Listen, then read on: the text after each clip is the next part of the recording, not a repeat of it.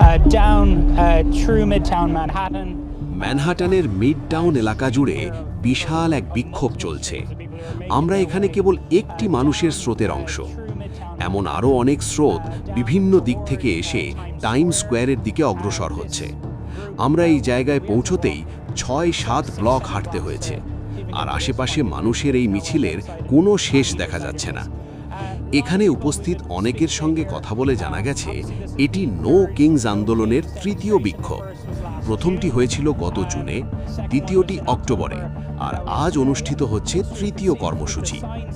অংশগ্রহণকারীদের হাতে থাকা প্ল্যাকার্ডগুলোতে বিভিন্ন বিষয় উঠে এসেছে।